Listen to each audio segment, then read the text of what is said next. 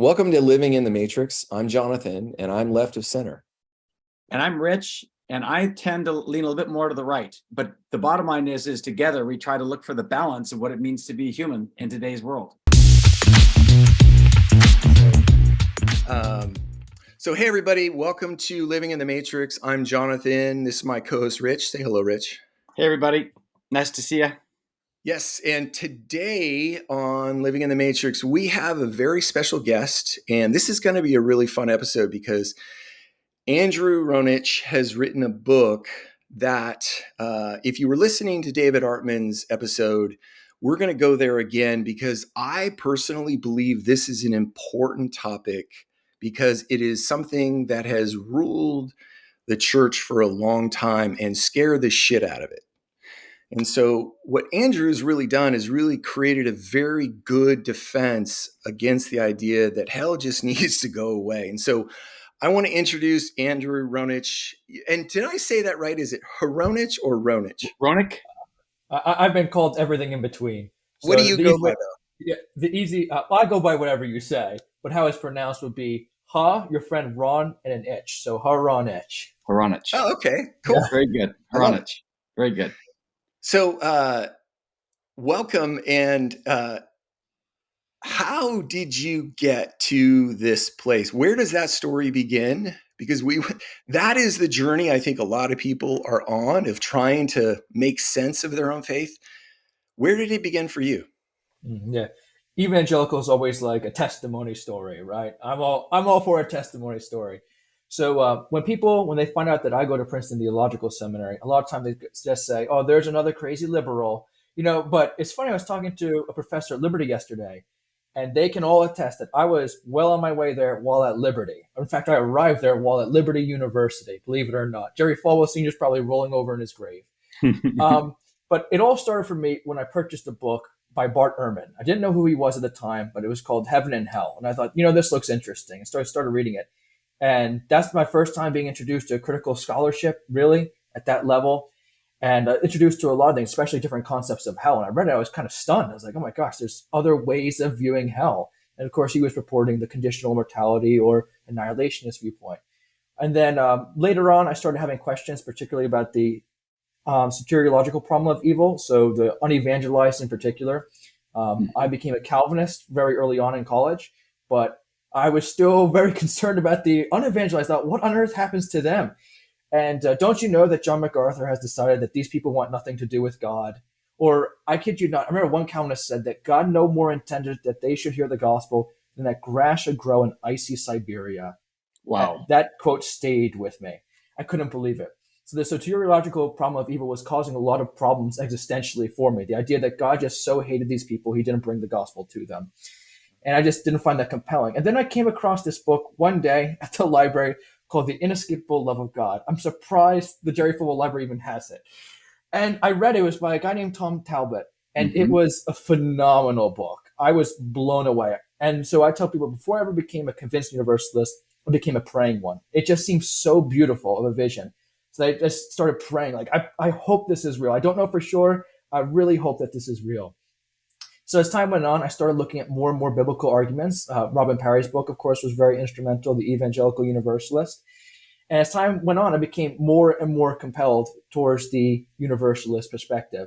But I did notice that there were some gaps in the literature along the way. Hold on a quick second. For our listeners, how do you give them a sense of what you mean by universalist so our listeners will understand?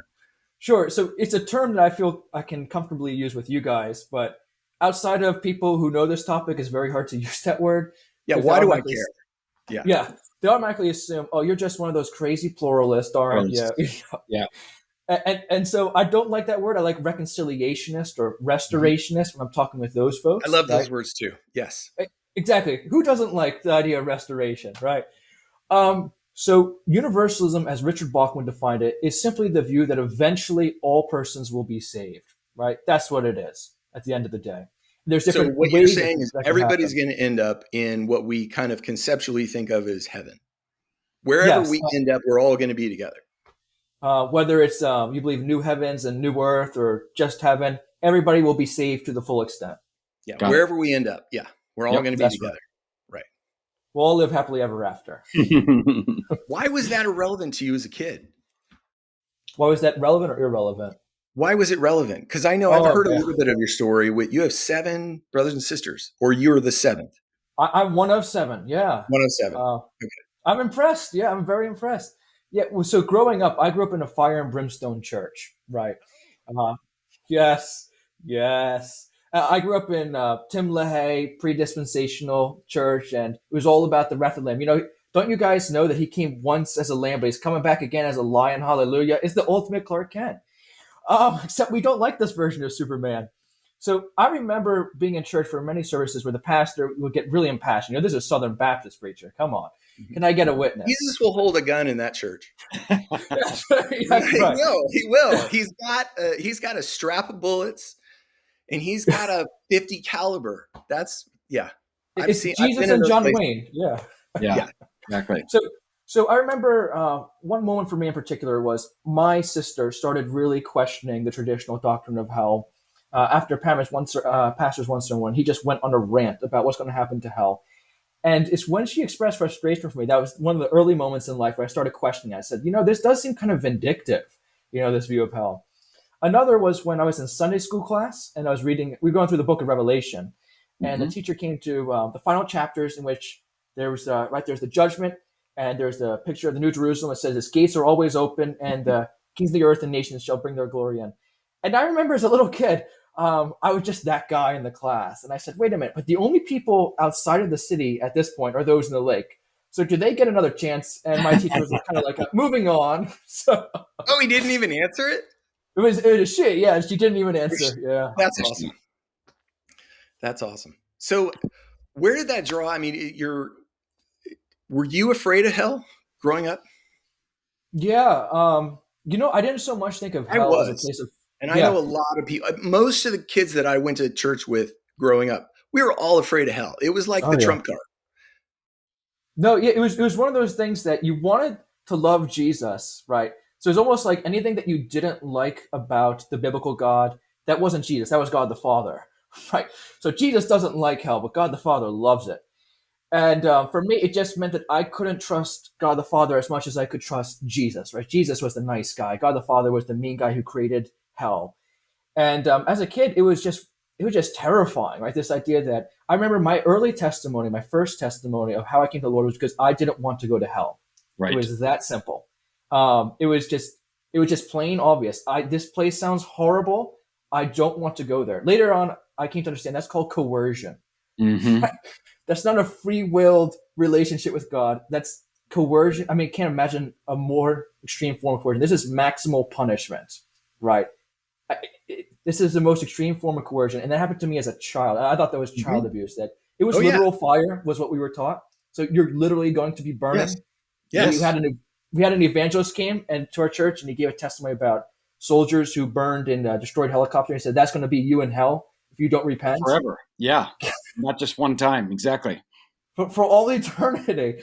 And I Right. remember seeing I this sermon, know. and I hated that. Did you ever hold your hand over fire and see how close you can get it Yes, to it? yeah. Yes. It's like you test yourself and go, holy shit, that would, like, you can't even visually imagine it. And you're only 9 years old. Like, it's not even, it's so whacked, it's unreal. And I think I grew up in that world. So I grew up in a conservative Baptist and then a non-denominational evangelical that essentially was Baptist. So we had that thread going through our childhood. And I look back now and realize the concept of hell terrifies kids. Mm. Mm. I mean, it absolutely terrifies kids. And we're not talking about hundreds or thousands or 10,000s or millions. We're talking about tens of millions of kids are terrified by hell. That's the problem that I have with it. Is this is what it does. It puts kids into a state of arrested development. And I It think that's also makes the Yeah. kid want to die before they reach the age of accountability, yes, right? yes, Absolutely. yeah. Because you're Or, afraid. Oh, like, I had a conversation with a very good pastor friend of mine, and he said, "Jonathan, I am afraid every night for my kids to go to hell." He couldn't get over it. It was just paralyzing. Speaking of which, what do you think John thinks about his son Abraham there, Andrew? I don't know. Abraham's gone off the deep end a little bit, but I think he's hilarious. Here's what I'd like to interject with this. I love John Piper as well. I went to Desiring God. I saw him in Bethlehem Baptist. We would go there every year for the conference, and we would see the supremacy of Christ in a postmodern world with David Wells, and there was Mark Driscoll up there. We saw him with MacArthur talking about endurance, and there's even Christ and sexuality, right? And one of the things that I was trying to figure out how I would come up with a reasonable, practical part of this conversation is, where do we dive in? Where do we try to come up with ways? Because we just went through the problem of all this pain and suffering and the trauma that's been instilled on all these people who think they're going to go to hell. And you think, okay, that has an impact on things, right? Mm. In your chat with David, we talked about you can be a Reformed person, you could be Arminian, you could be a Molinist, you could be an open theist, right? We can talk about a lot of different ways of looking at how universalism helps. But I guess what I'm trying to figure out is, where can it have the biggest impact? So going into, for instance, even the idea of, even we talk about, John Piper wrote an article on Athanasius, right? Athanasius Contra Mundum. And here's a guy who supposedly might even be a universalist because of this deified kind of how we can become deified. This guy was an absolute bulldog for, homoousios, right? Like co-substantiality with the Father, right? One iota, that one thing that everybody wonders, what is one iota, what you mean? It's homoousios. What I'm getting at theologically, Jonathan, is you have all these people with making these massive arguments. And in this case with Athanasius, he destroyed Arius, right? And said, hey, here's the Council of Nicaea. Jesus is fully human and fully divine. He's co-substantial with the Father. What the hell difference does it make, right? And then he gets exiled over and over again, even though Constantine and his sons were battling. I'm trying to get my handle on, as a practical framework, where would you think we could go as a group, as a mind think? How do we start to spread this, and how do we make universalism practical? Because it seems to me, when you look at C.S. Lewis's version of, do you go with the Bible or do you go with the character of God? You err on the character of God, right? We go back to David's argument of God as a loving father. There's so many good attributes that follow from that, right? And the idea, how incoherent, as Greg Boyd would say, of the idea of God creating and then willing his children to sin against them, to then store up wrath against them, is just ridiculous, right? So maybe we're diving too quickly into the pragmatic, but when you've gone through this and read all the different books and tried to fill the gaps in there, and by the way, I don't have your book. Let's go there. It's $50, but you can give me a discount. But I want to read it very dearly. Help us where you would love to dive in and start making a difference in how we can help. That's kind of what I want to know. No, yeah. It's like I was talking with a friend today. A lot of this has to do with how we frame the discussion, right? And so what I want people to get to know better is that God is Christ-like, and in him is no un-Christ-likeness. When God shines, he shines Jesus. God is like Jesus. God has always been like Jesus. There was never a time when he wasn't like Jesus. But we didn't always know this, right? That's something I struggled with for years, okay? I just didn't believe there was a chance that God was like Jesus, right? The only time I started to really take it seriously was after I listened to a guy named Brian Zond, a pastor named Brian Zond, read his books. And that's when I said, you know what? There might be a chance that God is like Jesus. Then I read Greg Boyd, and Karl Barth was a huge influence, Randall Rouser. And then I remember I started believing it. I said, you know what? There's a reason why we say WWJD. What would Jesus do? Mm-hmm. Because if we ask WWBD, what would the Bible do? Well, I mean, it depends, doesn't it? Right? Psalms. Yeah. Do we kill prisoners of war? Yes, exactly. So I understand that God is like Jesus at the end of the day, right? And I understand that God is a perfect being, is another way of putting it. So this is what I asked the Calvinist brother today. I said, all right, let's say you have a creator named Tom, and Tom creates this world full of creatures, right? And Tom loves all of his creatures, right, onto salvation, all of them. Whereas Bob creates a world full of creatures, same amount of creatures, but he loves only half of those creatures onto salvation. Which of those between Tom and Bob would you say more exemplifies the great making property of love? And we'd have to say the first, The form, Tom, of right? course. Yes. The first. And if God is that being that which none greater can be conceived, I can imagine or conceive of a greater being than Bob, namely Tom. So Bob can't be God, so long as we're defining God as that being that which none greater can be conceived. End of story, right there, right? So there goes particularistic Calvinism, right? Right. So I think it's helpful to frame it. I remember I had this conversation with someone about seeing God as Christ-like. It changed his life in the conversation. I remember he tells me to this day that it was impactful. So that's what we're dealing with, right? Is we're trying to show people that God is like Jesus. And we're trying to convince them that that's true, right? That's good news to know that God is like Jesus. We also want to convince them that God is a perfect being. And so when others, they try to convince us that there is some degree of darkness in God, we say God is light in whom there is no darkness whatsoever, right?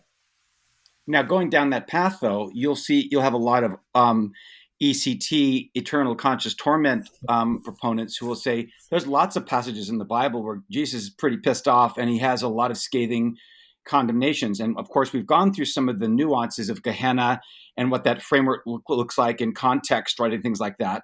But let's say they naturally went down that path and said, wait a minute, it seems to me that there are some pretty condemning passages from Jesus. Tell me a little bit about how you would say that even though God is Christ-like, right? When you see God, realize that's Christ, and so that should soften that negative Old Testament view, right?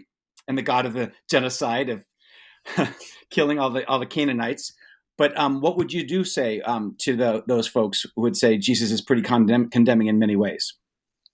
Sure. So I'd say there is a world of difference between an intrahistorical temporary punishment and an unremitting punishment, Yeah. right? And so I can say, while I might not fully understand how this temporary punishment plays into the grand schemes of things for this individual and how it'll be good for them on the whole, I know that there's a guarantee that for this individual, their life will be a great good to them on the whole in the end. But on something like eternal conscious torment, there is no such guarantee, right? The nature of ECT makes it such that that person would be better for them if they had never existed to begin with, right? Yes. Well, their life Yes. will not be a great good to them on the whole. That's it right there, right? That's it. That's the easy way of saying it. I could go into if you want to be really serious, some people say that some of the more terrifying language in Matthew, that they don't think it goes back to the historical Jesus. I mean, people even N.T. Wright will debate about this because it's not in Q, it's not in Mark, it's not multiply attested, right? But I tend to stay away from that because most people who I engage with are very conservative evangelicals, and I just don't find that to be the most helpful approach when engaging with them, to be honest. Well, what's also interesting at the end of the day about universalists, when you speak about, NT, right? I had to read John Piper's book on the new perspective of Paul, right? Which was terrible. Oh my gosh, what's going on here, right? And he was laughing like, you know, this gas of righteousness in a courtroom, right? And so each of them would go back and forth.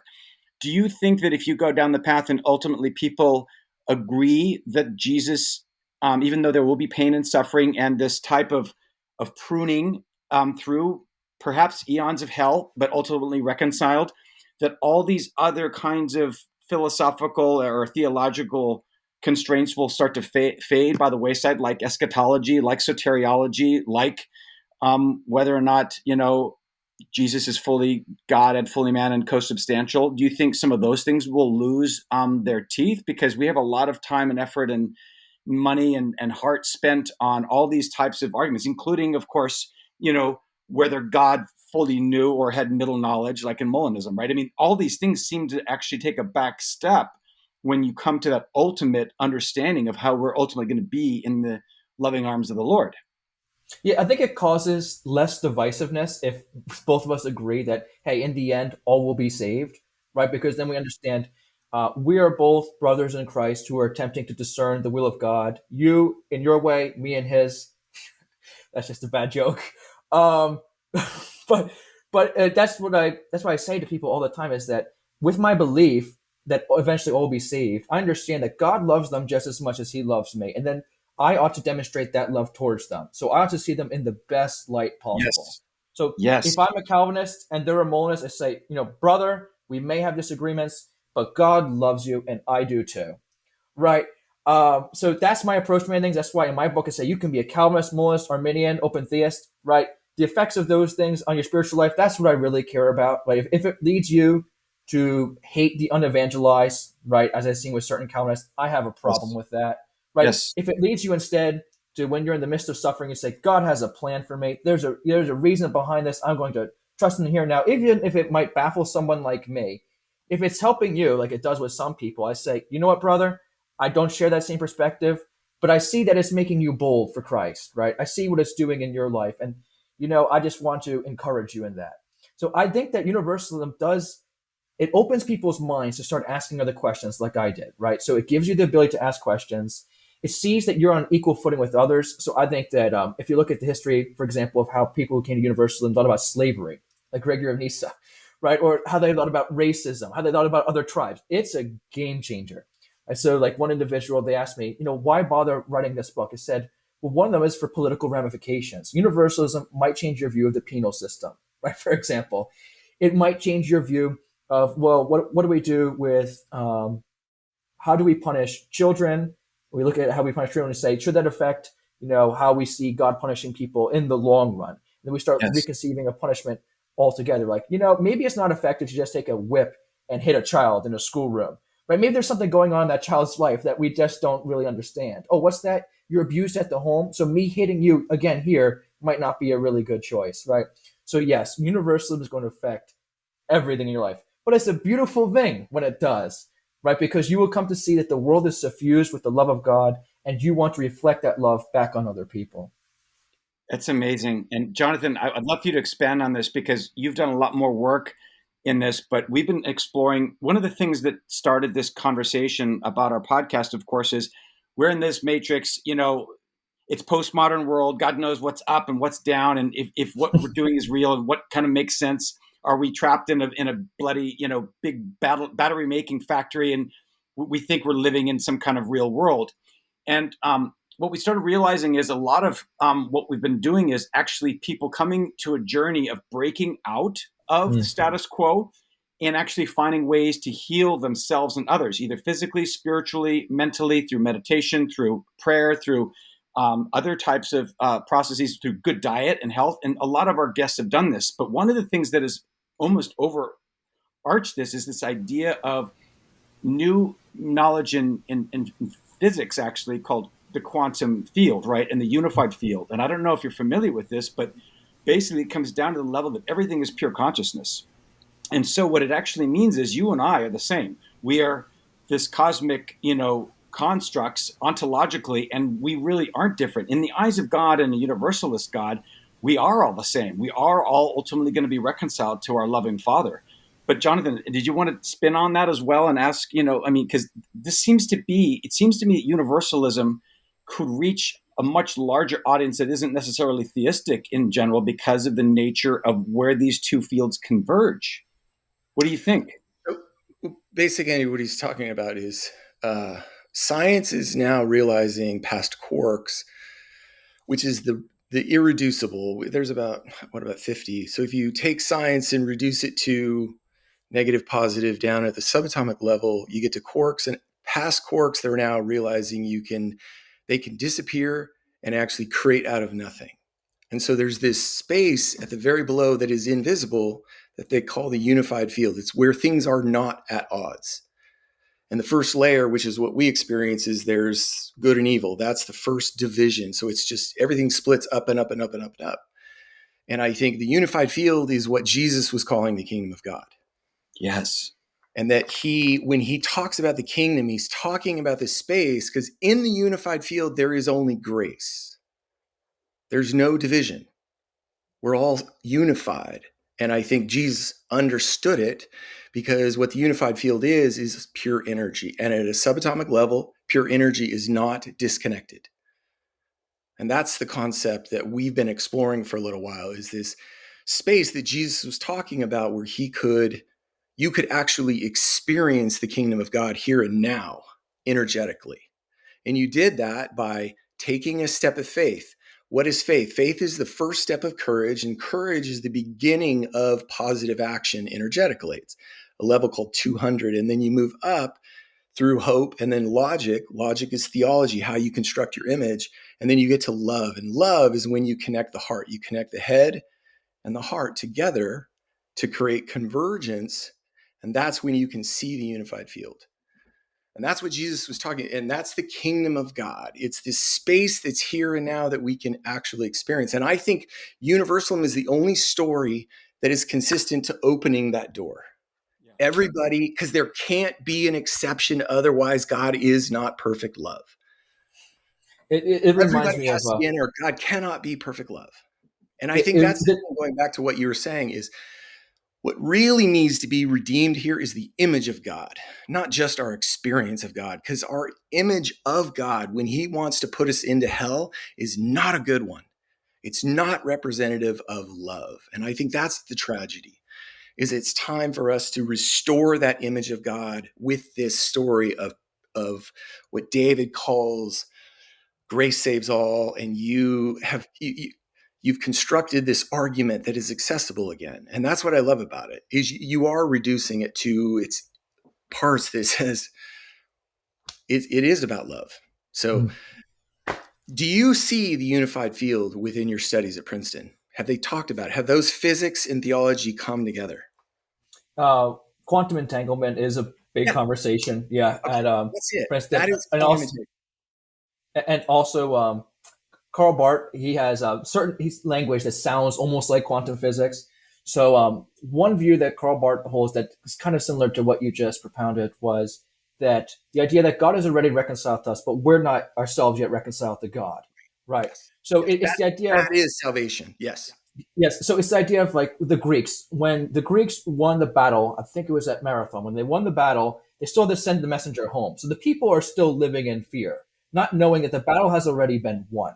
And so the people don't yet get to live in the life that's been won due to the victory without embracing the message of the victory, right?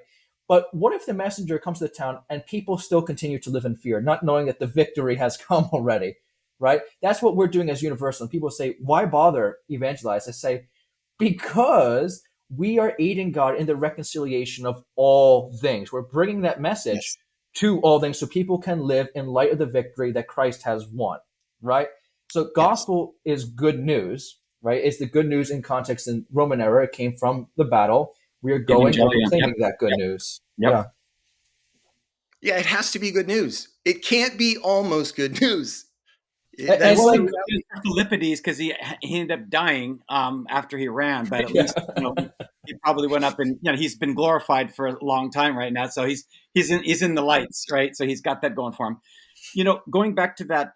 Why bother evangelizing? And of course, the Calvinist is offered the same argument. Why bother if God has already chosen double reprobation or double salvation, right? Double predestination. I think it's called double predestination. But are we actually trying to mitigate or assuage the length of time somebody might end up suffering? So you do spread that gospel. I mean, because we still don't know, right? When we bring this news, some people come to this salvation and what does that look like? I mean, do we even want to go into the details of what that might be, or we just kind of leave that up to God's grace, and understand that if we've got the basics covered, then the rest is going to take care of itself, kind of? Is that where we are? So it's interesting that you say this, because this is one of the questions, right, that people always present as a trump card. Aha, why evangelize? And it's funny when it comes from a Calvinist, as you just pointed out, when they should know that they face this exact same quandary. It is. But I don't think exactly the same. I don't think that the Universalist actually has a problem here for multiple reasons I give in my book in the epilogue. So for one thing, like you already pointed out, in a sense, we are still saving people from hell when we evangelize. I don't want anyone to go there. It's going to be horrible, right? So we're helping to mitigate that. The other thing is that we're helping people to fulfill the two greatest commandments, to love God with all their heart, soul, mind, and strength, and their neighbor as their self. I think people can better fulfill the two commandments with the gospel message or in light of it. So we're helping people to fulfill that greatest commandment. There are so many reasons why evangelize. Another one is, it's like, imagine if there's this society, right, there in East Asia, tribal society with impure drinking water, that they don't die because of it, but they get really bad diarrhea. And you had lavish resources where you could provide for their needs. But you said, well, it's not fatal, so why bother send them aid? You sound like a despicable human being. Beautiful example. Yeah. And that's exactly what we're facing on this. Why bother go and tell, right? That's not even a question. If you really love Jesus, if you really love the gospel, you can't help but tell other people about it. So that'd be about, why not join God in the reconciliation of all things? When someone asks that to me, I'm like, have you, do you know Jesus? Right? Do you love him? Do you love the gospel? So I find it honestly to be a very weird question.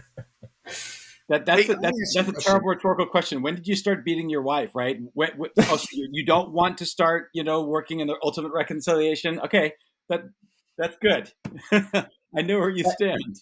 And if we're ultimately made for a relationship with God, if that's the best thing for a person to be properly related to God, and that the most conducive way is to be related to God through Jesus Christ, then so you don't want that for other persons, right? You think, oh, that's great for me, but Jeff over there, it's just too much effort.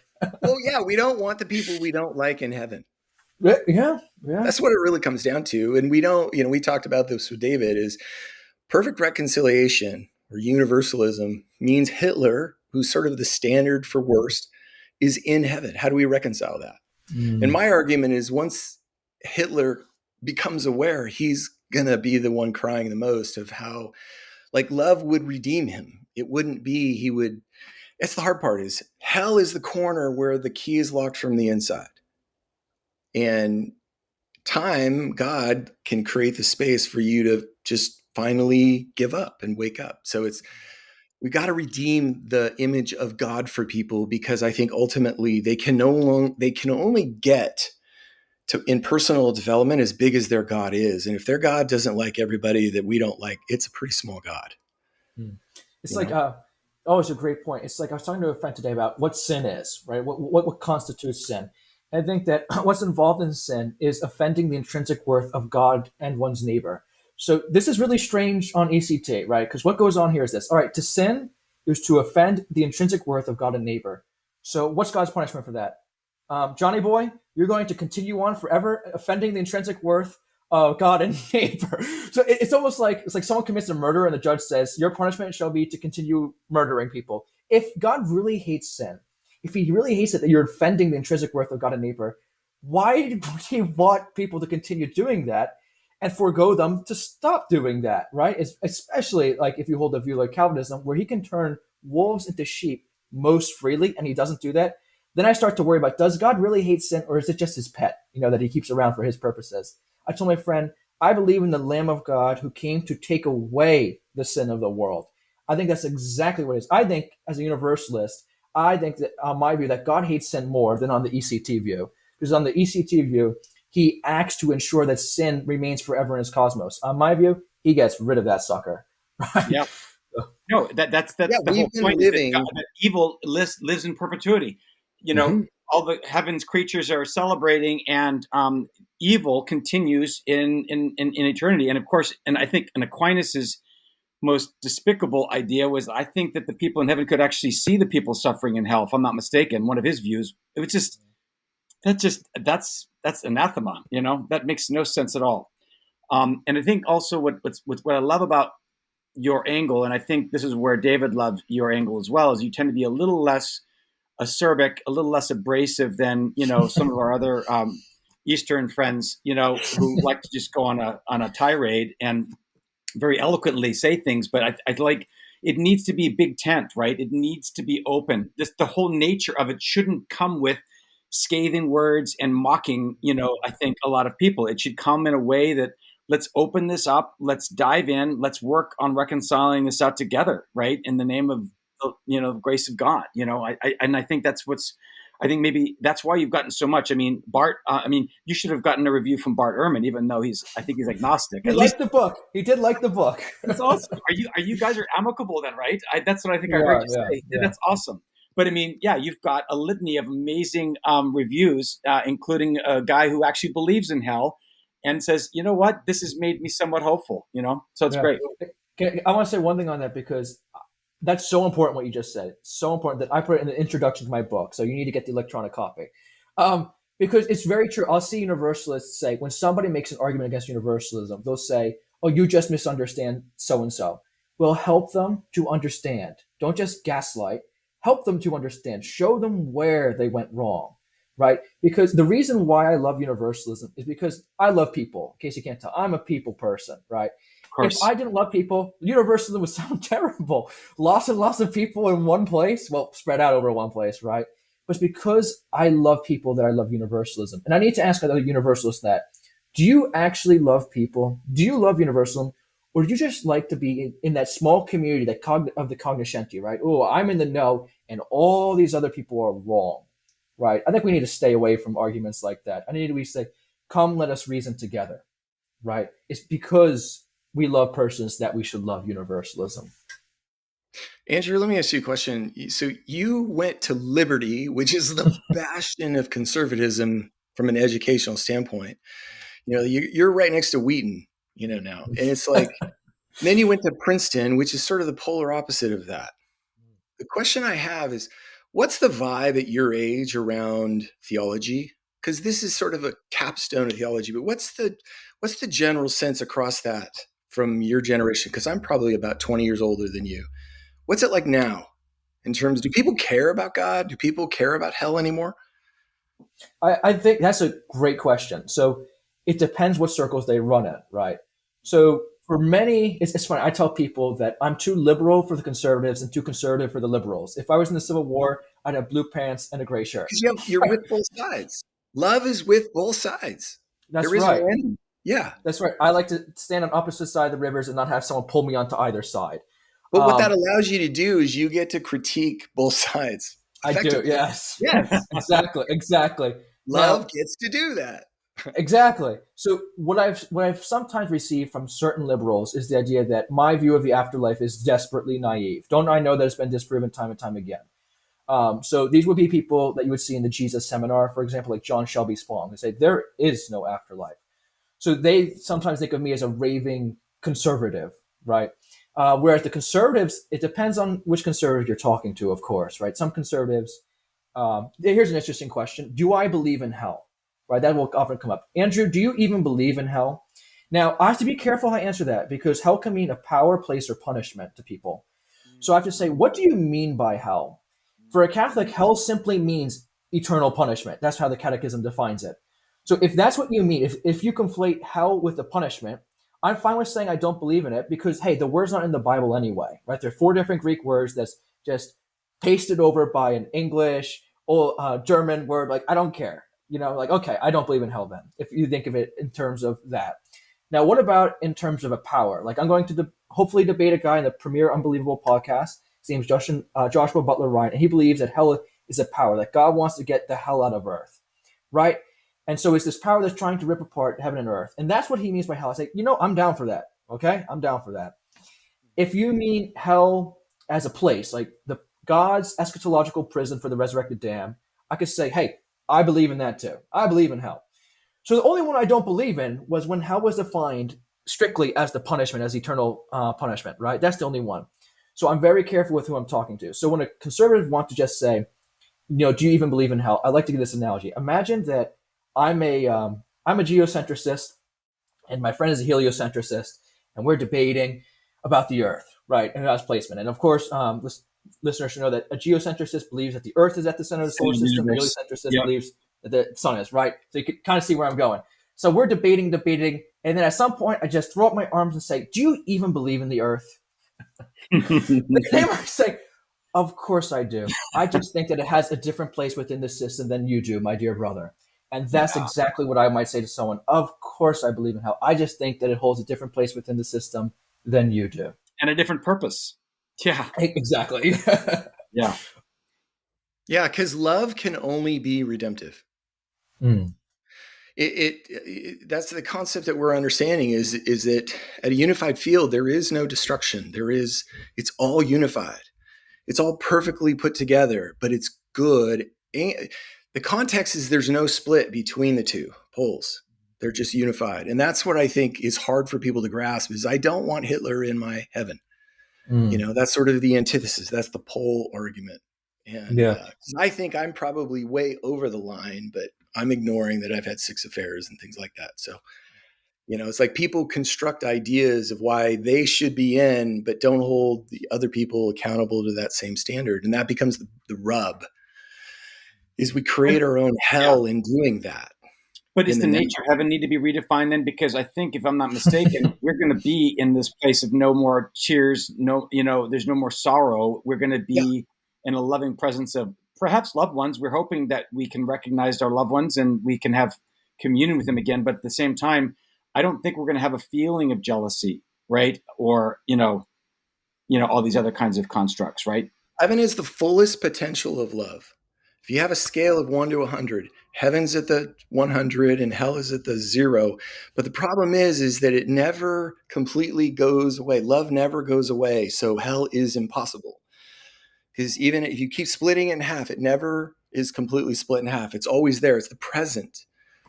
Hell doesn't exist, but it does in our minds if we think it does. And that becomes the mental health construct that millions of people have adopted, and it kills people. I used to say the sinner's prayer every day for a year when I was like 13. I was so afraid. And I think that's what ultimately we in those debates, we forget that there's also a theology happens inside of the body. It doesn't happen just out here. It happens, we think about it, we feel it. And those theological constructs have an outcome. And I don't see Jesus defending hell. I see him defending love and grace. And that's why it says love became the defining rod for me. If it doesn't pass the love test, it's bullshit. I'm reminded of like the Luke in parables where I was sitting down with an individual. I said, let's walk through some of these. So there is a shepherd and he loses one sheep. He's got 99. Pretty good. What does he do? He goes look for the sheep and he comes home, after a couple hours. No, he doesn't stop looking until he's found it. And when he brings it back, there is great rejoicing. I'm like, okay, so that's one sheep out of 100. All right. What's next? Oh yeah, that's right. There's a woman who loses a coin, 1 coin out of 10. And she goes and she finds it. And there's jubilance upon her finding it. And then what's next? All right, that's right. There's a father whose son goes away, and he throws a big old party when the son comes back. So I said, now notice something going on. 1 out of 100, and that's a sheep.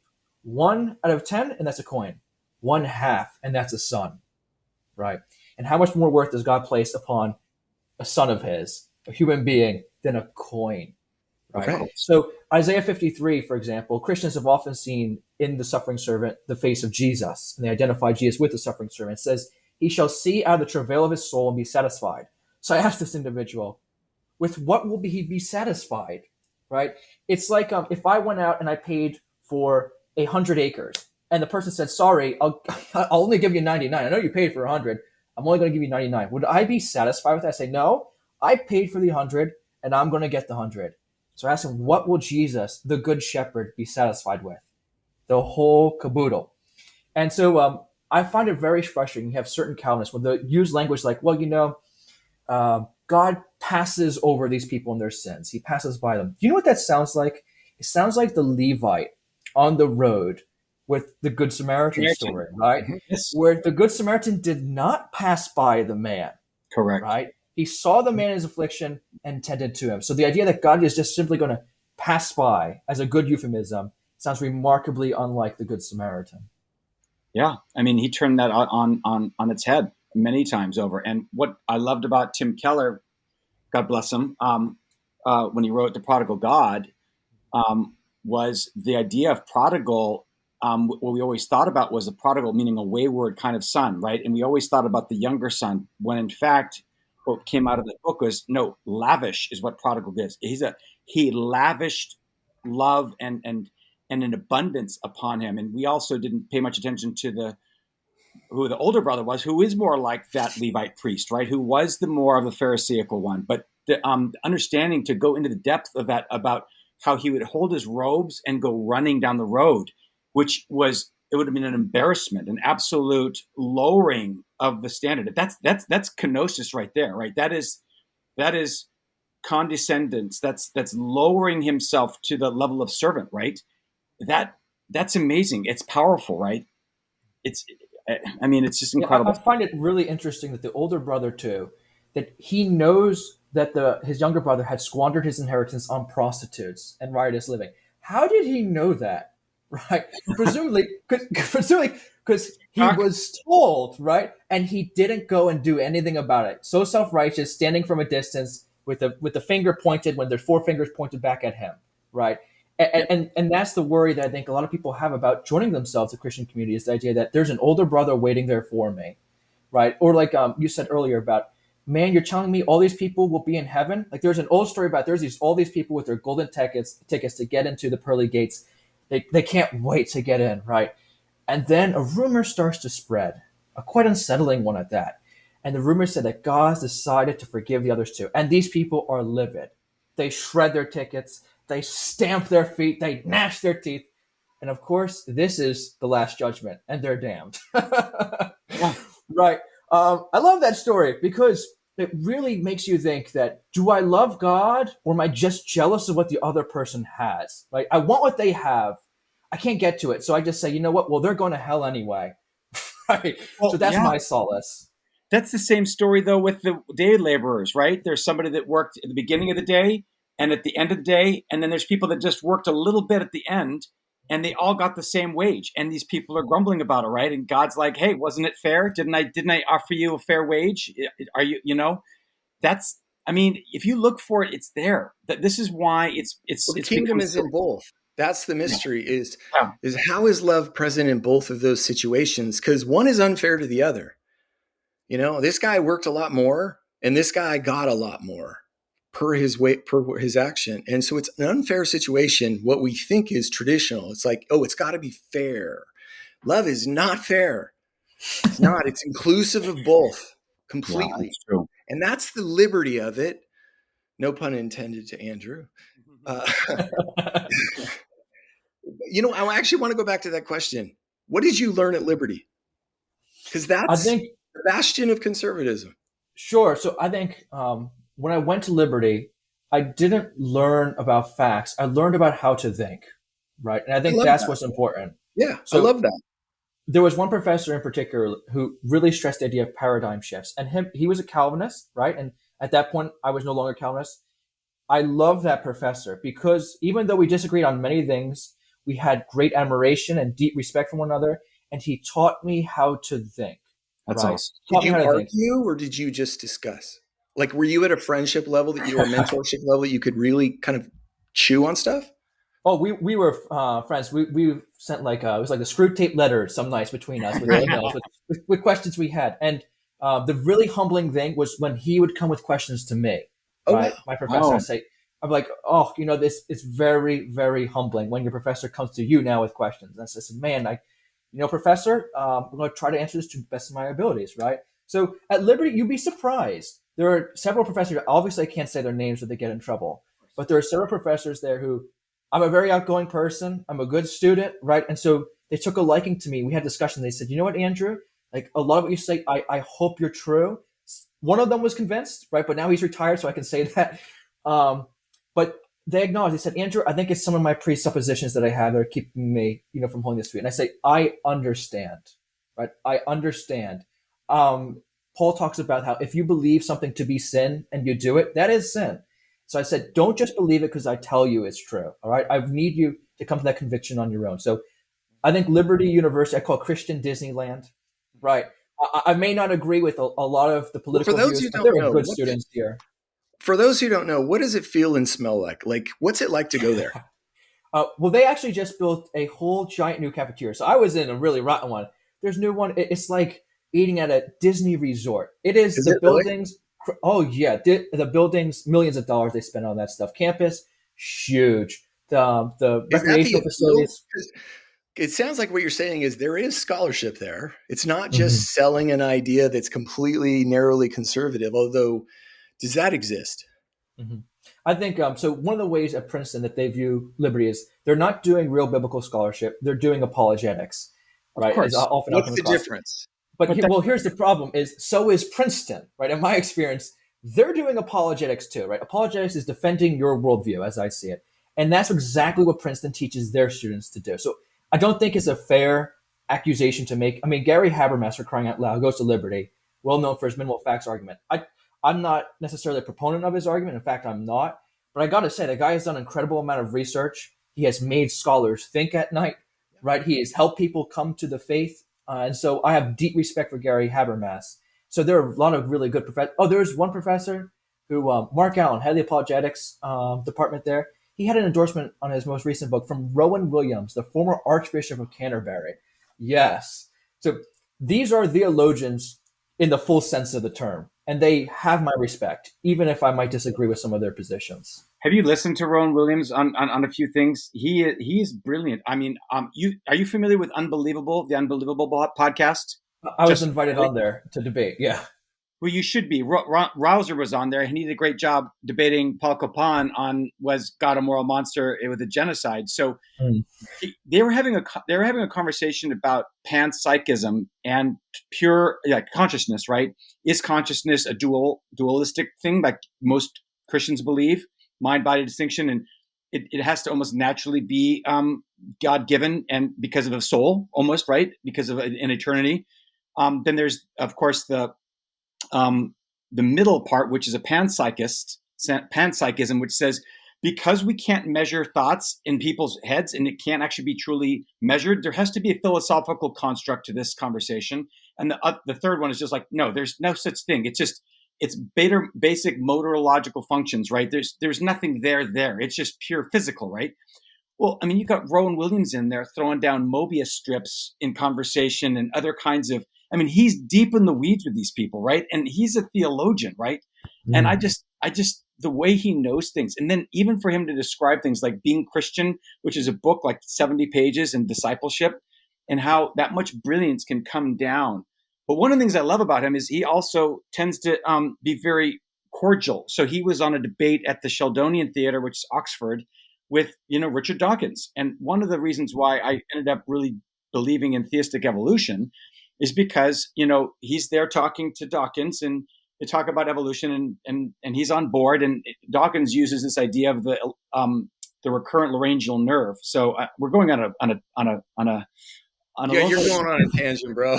I know, but think about this for a minute. So we have a brain and we have a thorax, right, or larynx. It's our voice box. You would think in an intelligent design world that the laryngeal nerve would go straight from the brain to the larynx, but it doesn't. It goes down here, up around the top of the chest cavity to the heart, and back here. In a giraffe, it's about a 20-foot detour because they've got the head and then the laryngeal nerve. It goes back up and around. And like the question is, isn't the burden of proof on the creator in that regard? And Rowan Williams is right there, just totally agreeing with him. So that's another discussion, but that's why he's such a winsome guy. So it was Bart Ehrman recently. He was on, I think it was with Stephen Woodford of Rationality Rules, right? He was being interviewed. He made a comment about theologians, and he said theologians are serious thinkers, right? And the two examples he gave were Rowan Williams and Stanley Hauerwas, both of who are giant names. Like I think it was The Grace of the Body by Rowan Williams. I read it. It was a beautiful essay. I started recommending it to students, like, you've got to read this essay. So I think what is theology for a lot of people? I think that in pop culture, they think that, well, theology is just exegeting passages from the Bible. Right? Go ahead and read Thomas Aquinas. Come back to me and tell me you think that's all theology is, right? What's theology for you, Andrew? Oh, that's a great what drives this? Because I sometimes I think I'm on a very esoteric path, being a universalist. Like I feel like I'm on the deep fringe. Why? And you're on that same journey. Why was that relevant for you? What was going on there? Yeah, I think. For me, I need to understand at the end of the day what theology is. It's not simply exegeting passages. Theology, right, is the study of God. So I don't understand it broader. God is a lot bigger than just the Bible, right? You can't just pin down God down to a piece of paper and ink. Here's the thing. God didn't say all that he wanted to say in a book, so he said it in a life. I think that life is Jesus Christ, right? And God speaks to us, I believe, in natural revelation. I think he speaks to us through dreams. I think he speaks to us through visions, right? That's what we're called to discern the spirits. I mean, you'll have some people, for example, who they call themselves cessationists. They'll say, well, I can't believe in the gift of prophecy because that's new revelation. We've got to put in the Bible. For me, that's always been silly because do they agree with the Gospel of John, which says that Jesus, right, did so many deeds, right, and other sayings that he performed that all the books in the world cannot contain them. So there's more revelation right there that's not recorded in the scripture. Also, the gift of prophecy was existing in the time of the early church. We don't have every prophecy that was given, like just in Paul's lifetime alone, that's recorded in the New Testament. Bad argument, right? So I'm more with like Dale Allison. I love like reading about religious experiences that people have, especially NDEs, examining them, saying, What can I learn Yes. about God from these experiences, Yeah. right? It's the Wesleyan quadrilateral where it's reason, tradition, experience, and scripture. The whole thing I look at to study God. Love it. So, Well balanced. Yeah. what's next for you? You probably just released your book? Tell us a little bit about the title of your book, when it was published, and what you're doing to support that. Sure. So the title of the book is Once Loved, Always Loved, The Logic of Apokatastasis. Beautiful title. I love the title. Once loved, always loved. And of course, this is knocking off how I grew up. It was once saved, Once always saved, saved, always saved. or one shut, always shut. And so I think this came from the song that I was taught this as a child. One door and only one, and yet its sides are two. I'm on the inside. On which side are you?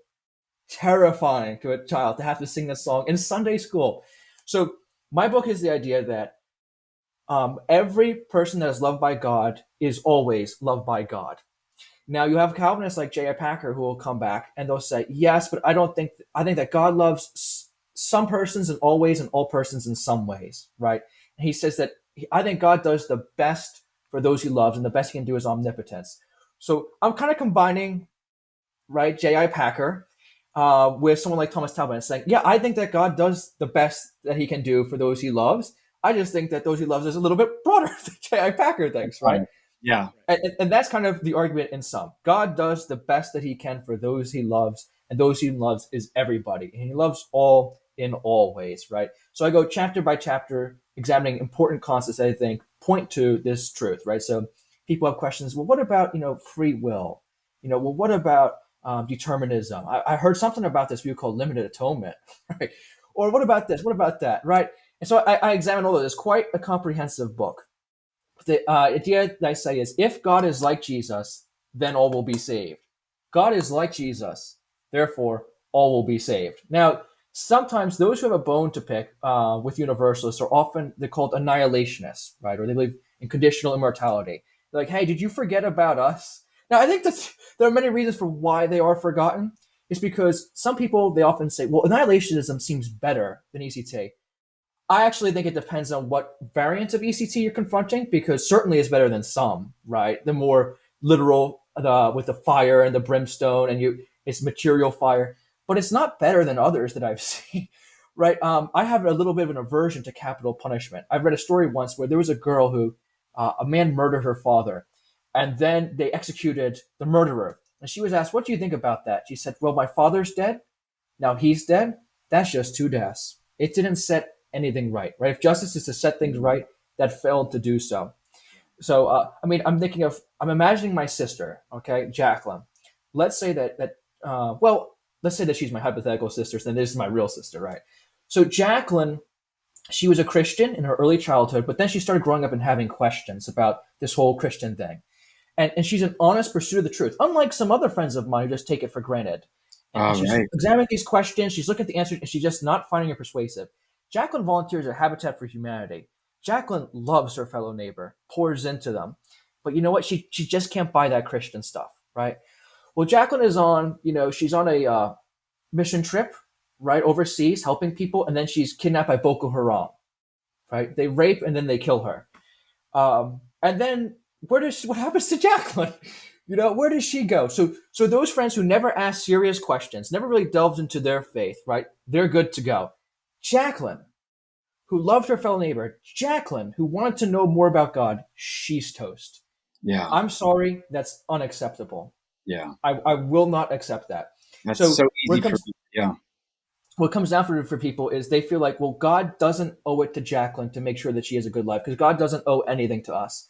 Can I say something about that real quick? All right. So first of all, this is gibberish. All right, because the idea is I have to ask people, what does it mean to be just? For many people, what it means is to fulfill your moral obligations. If you fulfill all your moral obligations, then you are just. Okay. If God has no obligations to fulfill, then how is he just? That's what we're saying. Well, God is just because he has no obligations to fulfill. Therefore, he never breaks any obligations. And this is why he's morally praiseworthy. Seriously? Or if you say, well, to be just means to fulfill our moral duties, and our moral duties come through divine commands. So what? God issues divine commands to himself, right? It gets ludicrous. It So is. Yeah. So this is the illustration I use. Let's say that you are a loving father, and your sons say, right? I'm down here in North Carolina. We like to fish, and so your sons say, Dad, I want to take the boat out on the pond, and you say, sons, you cannot take my boat. But they take it anyway. But then a storm comes in, knocks over the boat, and they're drowning in the pond. And they cry out for help. You sit there and say, I don't owe you anything, right? You disobeyed me and my holy, majestic self. Do you get your ass out there and try to the best of your abilities to save your sons? How could you possibly look at a father who does absolutely nothing saying, what a perfect being. I can't conceive of a greater being than this one. It's a joke. I'm not necessarily convinced. There are some people who take the view that God had to create the world. But here's what I say. I don't like to take a position on that standpoint. I just say, well, once God has created the world, once God has created persons, he assumes the moral obligations that come with being creator of those persons. Just like when a parent, they don't have, people would say, they might not have obligations to their children who don't exist.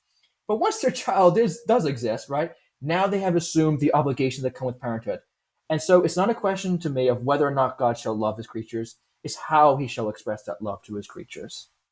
Right. Yeah, because we default to the doubt and miss out on the actuality, which is God actually loves us. I think this is why I love getting rid of this concept, because once we're not bound to it, that God actually is first love and has always loved you. Salvation is coming to the reality of what's always been, that there's always been grace.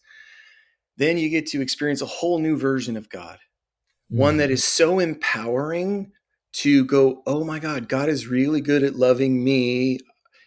And guess what? When I love other people, it actually creates a better life. Like Absolutely. Jesus was onto something with the practice of loving your neighbor. Because once you start just loving your neighbor, the guy next door and next door, it transforms your neighborhood automatically, because people just need someone to remind them that they are loved. There was You want it to look I, good. Yeah. I love the Lord of the Rings, right? I thought it was a really great trilogy. Now, in the last book, Return of the King, there's a scene with Samwise Gamgee. He asked Gandalf, he said, "Are all sad things coming untrue?" What a great question. Okay, let's examine this on the three views we have before us. All right, so there are these persons who God, performs metaphysical capital punishment, or they perform some sort of metaphysical suicide. All right, does that come untrue? The fact that these persons are now gone, does that Those come are the untrue? polar Also, I opposites, right? absolutely, Yeah. absolutely, that does not come true. What about eternal conscious torment? Does not come true. That, as Randall Rouser said, only comes true on Christian universalism, right? Or I'm reminded of C.S. Lewis, and J.R.R. Tolkien, where J.R.R. Tolkien, he wrote an essay called On Fairy Stories or On Fairy Tales. And he was trying to expand on the idea of the eucatastrophe, right?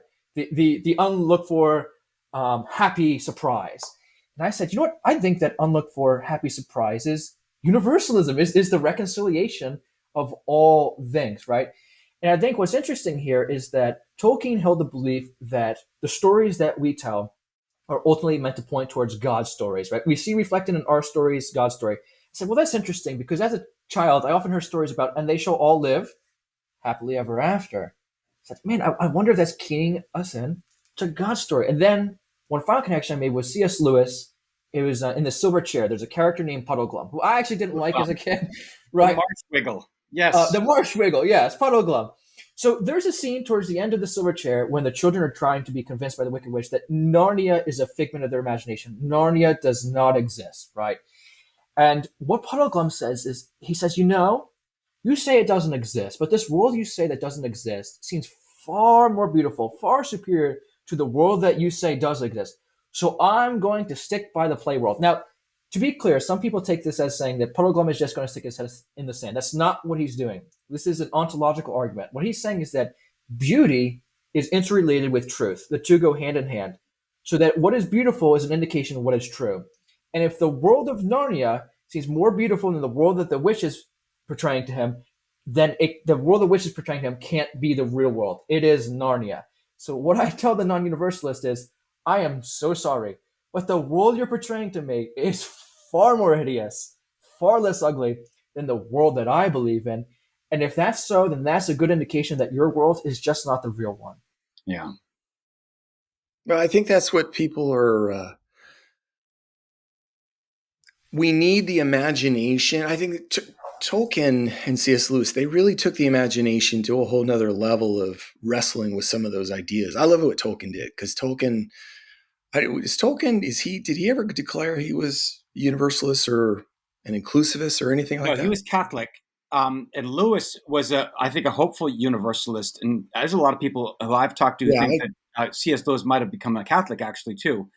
But yeah, they were both, I think, I mean, in the last battle, there's a scene where Tash, the followers of Tash, and they get confused. One guy thinks he's following some person and goes the other way, and he's reconciled. And so that's like a minor universalistic path. But I think that he didn't fully commit.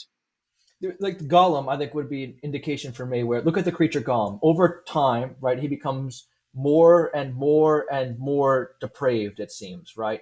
And then ultimately, how does it end for him? He's consumed in the fires of Mount Doom.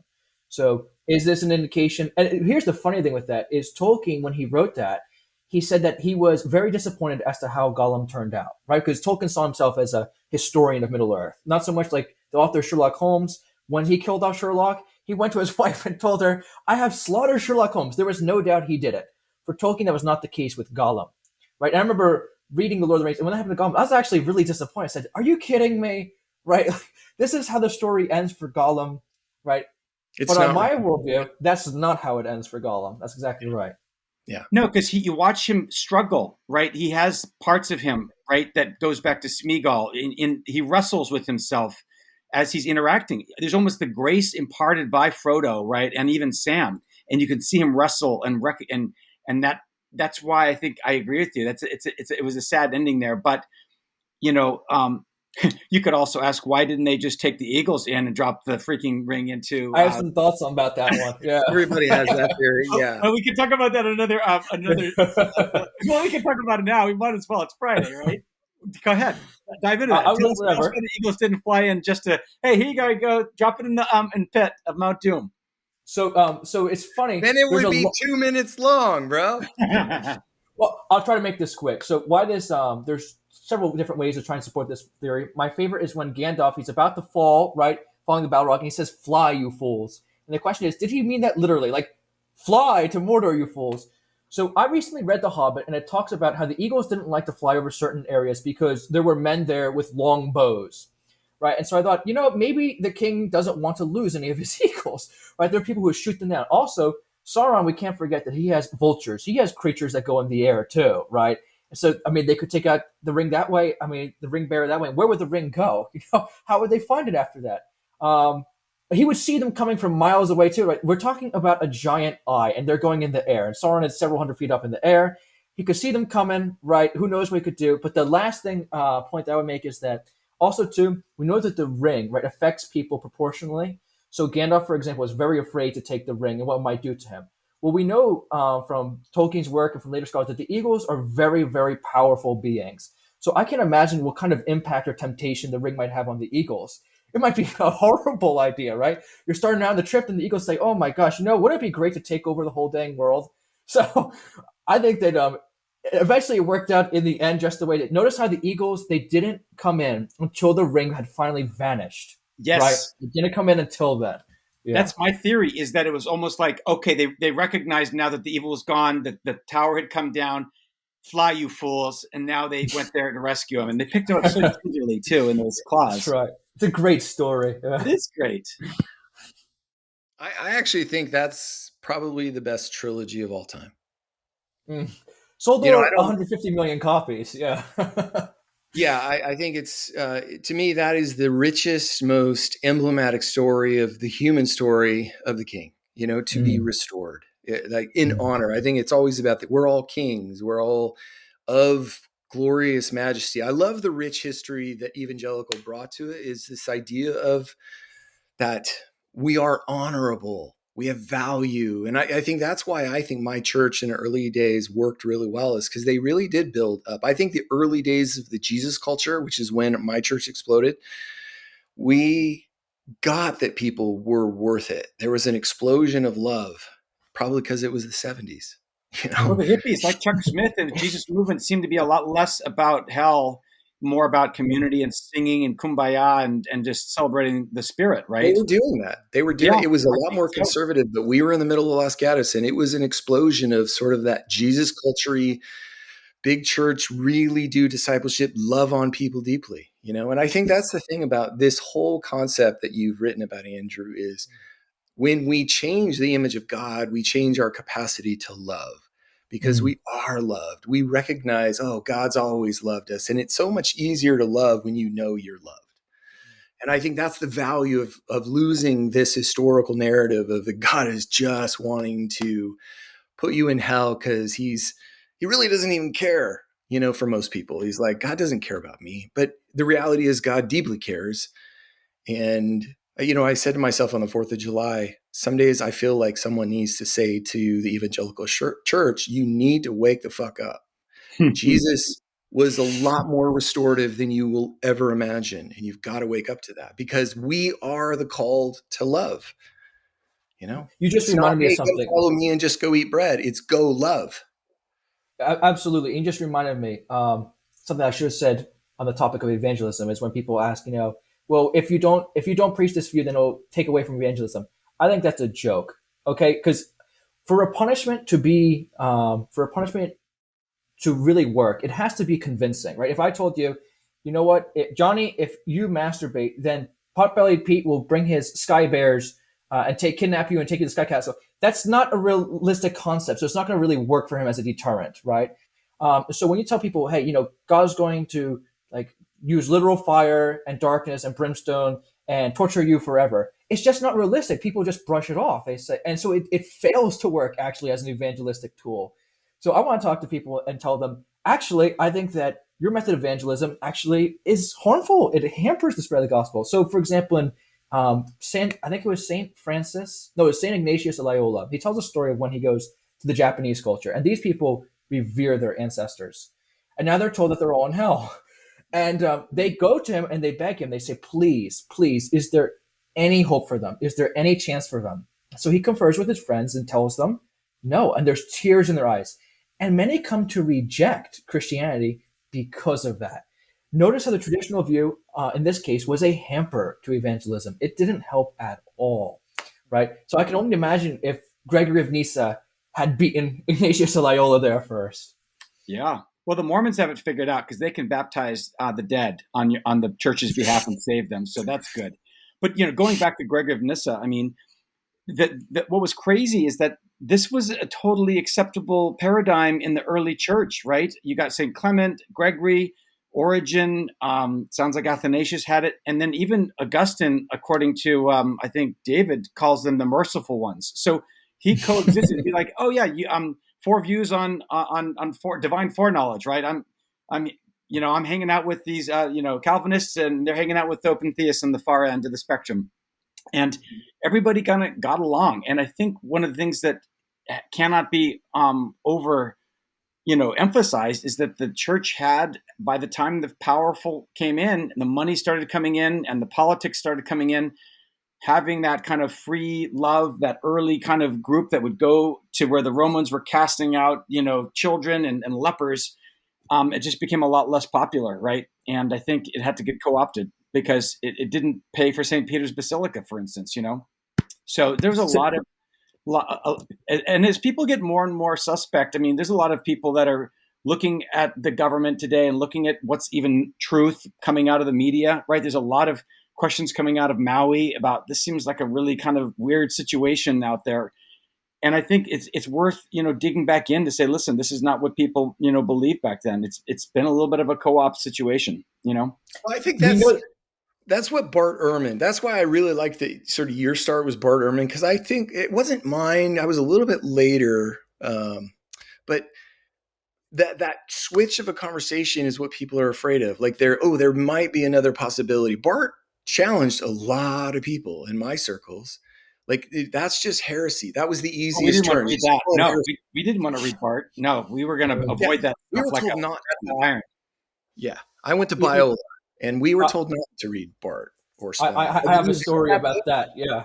yeah, if you had Um, that book, especially Spong, people hated Spong. They could mhm. tolerate Bart because Bart wasn't as big. Spong can be a little bit. He's interesting. But you couldn't be caught with that book. Mm-hmm. I'd say like so first to Rich's point, I think winners decide how to frame the narrative, right, of past Yes. history. So is it the American Civil War or is it the War of Northern Aggression? Right. Winners write history. And so like yesterday I was talking to somebody, he says, Andrew, I understand your view, it's very attractive, blah, blah, blah, but it's just not orthodox. I said, time out, I gotta ask you a question. What do you mean by orthodox? Who gets to define orthodoxy? So I said, if you mean orthodox as defined by the creeds, I would like to see in those creeds where it is unorthodox, right? I said, now I have a feeling what you mean by unorthodox is that it hasn't been the dominant position throughout the duration of church history. He said, yes. I said, can I tell you what also hasn't been the dominant position throughout church history? Your view of baptism, paedo-baptism, regenerational baptism, has been the dominant view throughout history.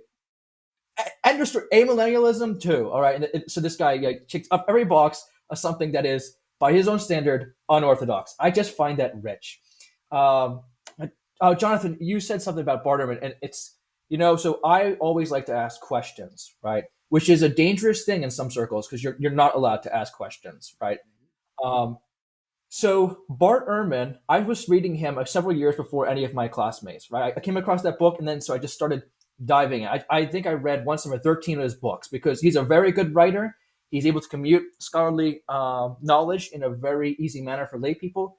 I've gotten to know him. Very nice guy. Much He's nicer than accessible. his wife. He is. He actually said it like you probably heard before on my view. He said that he thinks it would help out the Odyssey a lot, right? So he's very supportive, even if he doesn't ultimately, agree with the Christian picture. But I remember when I started reading his books, people started talking about me behind my back, right? And I didn't know that at first, but then people started saying, so-and-so said that you were reading Bart Ehrman this. Mm-hmm. Do you know? This is at Liberty? This was at Liberty. Yeah. I was shunned, blacklisted by some friends because God forbid that I lead them to, walk away from certain views they had of Scripture, for example. Do you know what the irony of this is? A year later, we all had to read Bart Ehrman. He was assigned reading. I had the biggest laugh at that. That's right. That's awesome. Was it Misquoting Jesus? What was the book you had to read? Was it Misquoting Jesus, or which one? It was. There were several we had to read. It was how Jesus became God was one. His other one was about Jesus in memory. I can't remember the title for that one. And Misquoting Jesus was for a different class that I didn't take, but I had friends who took that class and had to read it too. So we got a heavy dose of Bart Ehrman. Yeah. Wow. So let me ask you a question. You were, at what point in your life did you say, I've got to make a mental assent to universalism? Or was it, you just kind of always knew it? Where in the spectrum were you? Oh, that's a good question. So I've seen certain universalists make what I think is kind of a pathetic argument. And they say, well, all people are really universalists because they couldn't just really believe something horrible like this. Because if they did, then they'd be just like trying to evangelize everybody. I just don't think that's realistic. I mean, because I know people who they say they believe in the power of prayer, but they're not always praying, or in every situation where they could use prayer, they're not always praying, right? So human psychology is just difficult. And I think that some people believe that this exists, but they want people to go there, right? So that's why they're not evangelizing, right? I mean, don't you know that God doesn't want any Muslims to go to heaven? Gosh, that would be terrible, wouldn't it? Right? So people like that, I'm like, no, they totally believe that such a place exists, but they just don't want people to go there, at least the people that they don't want to be in there. So for me, I came to later adopt C.S. Lewis's view because that's the one that was always repeated to When did us. that happen? Right. That happened in high school. So I took so that's my question. Were you ascending from an empty place, kind of still open, or did you have a defined, I got to save myself from hell? What did you grow up in? Would you convert into universalism? What did I do? What now? What did you convert from into universalism? So it was 5-point Calvinism that I came across from to universalism. But when I came across universalism, I abandoned 5-point Calvinism, of course, in the process. Not just limited atonement, but the whole thing crumbled with it. But not the sovereignty, doesn't have to. Sovereignty, though, had to stay, right? Because God is going to will us to come to His loving arms, right? In that regard, you were still on board. Yeah, it's all in how you phrase it. Like, yes, I believe with Calvinists that God gets what He wants in the end, right? I just disagree with you about what God wants. Yes. Yeah. So, and like I say in my book, listen, if you want to be, like I told the Calvinist brother today, you want to be a Calvinist, brother, be a Calvinist for God. You want to be a monist? Be a monist for God. You want to be an open theist? Be an open theist for God. Just don't believe in ECT or annihilation or something, right? Just come to the dark side of the force, you know? So, Andrew, we're going to wrap up here, but Rich, I'll let you ask a final question too. Mine is, what's the conversation at the scholarly level around this topic? Was your book like part of a big conversation that's growing, or is it just really tiny? Where is it at?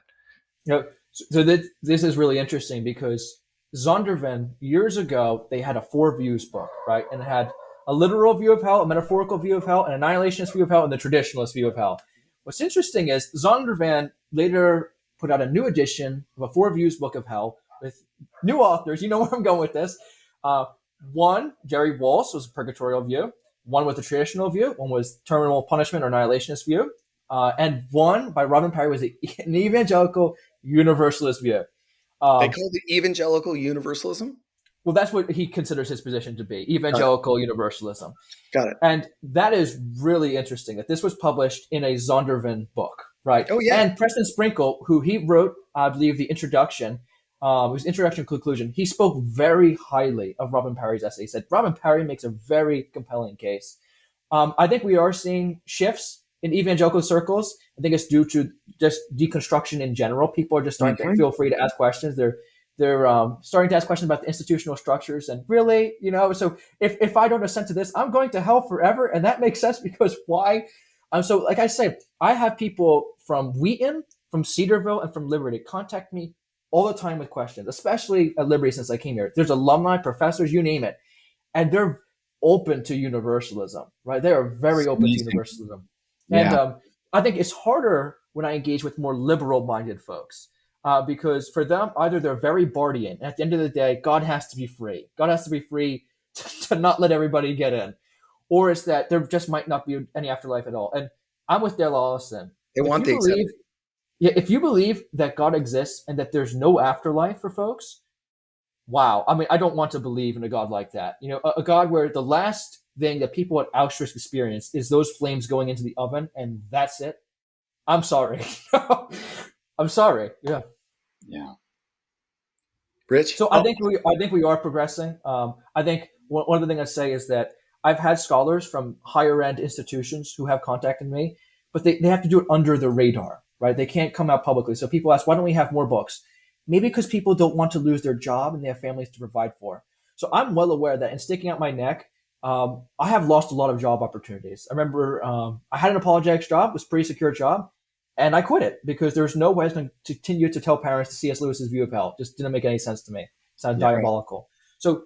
So people have asked that to me. One of their biggest fears is I won't get a job, right? People won't hire me. And I think that is a shame, and we ought to reconsider that.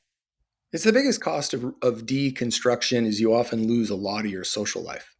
Yeah.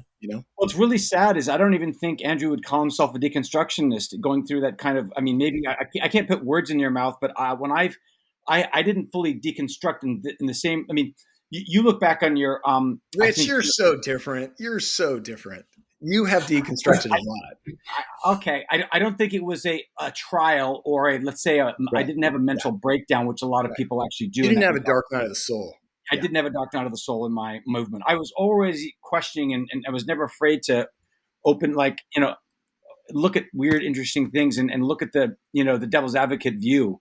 And maybe that's just because it's part of my nature. But I was going to ask, maybe, we're seeing, Pete Enns when Pete Enns came on the scene at BioLogos and started talking about evolutionary creationism and, historical Adam and not having to be fully inerrant in ways of looking at the Bible and in terms of things like that. I think it started to open things up a little bit. I think he obviously had to leave Westminster, I think is where he used to be a teacher, but I'm hoping that it's going to be better for you. And I hope that, you're doing God's work, I think. And so one of the things I wanted to finish on is how do we learn about what your schedule is going to look like? If you're going to do any talks, if you're going to be, one of the things Jonathan and I were talking about is how do we have an explorers conference where we get a bunch of these bright minds together and we have, enough people, enough visibility to this that it just can't be shaken off as a trivial, superficial fabrication, something coming up and whimsy, kind of very superficial stuff, but it's actually got some real teeth. You know what I mean? So how do we find out more about what you've got going on in your calendar, and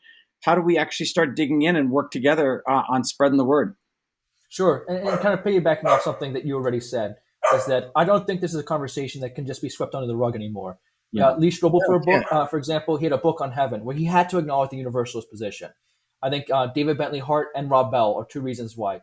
Rob Bell's book exploded. Love Wins. Who didn't know about that book, right? And David Bentley Hart's books, That All Should Be Saved, rock the Academy, right? So I owe a lot to those two individuals, and so do many universalists. Now, there is a conference in the works that is being planned for Christian universalism. It should happen hopefully sometime next year. If not next year, then early the next year after, right? So it's still in latent form. And I've been asked by the person hosting, I can't say who, to help them think of guest speakers and whatnot. So we hope to get some new faces out there to show people, hey, there are a lot of people in the apologetics community who are universalists. There are people defending the existence of God. There are people defending the resurrection. Those people you look up to, guess what? They're universalists. So I'm looking forward to that. Whoever your contact is, have them contact us. Will do. If they want. We'd love to encourage that. Oh, yes. In fact, I have a feeling that you guys know who it is. So as far as me, I have a bunch of interviews that are lined up with well-known folks in the apologetics community. So probably the biggest that people would know would be Premier Unbelievable, formerly hosted by Justin Brierley. But this is crazy. Sean McDowell has asked to host it because I was in touch with Sean for some time, right? And Sean was very interested in what I had to say. And so now, excuse the dog.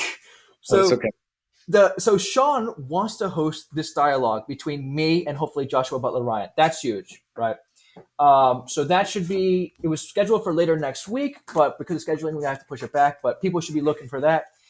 I should be on Gospel Simplicity. There's another well-known Catholic apologist. I won't say his name in case things go down south, but he's reading through my book now, seeing this is a topic that he wants to look at because he's had on an annihilationist before. He's had on another traditionalist, so he needs a universalist. You're not talking about Barron? Are you talking about Bishop Barron? It rhymes with went born. So rhymes with went born.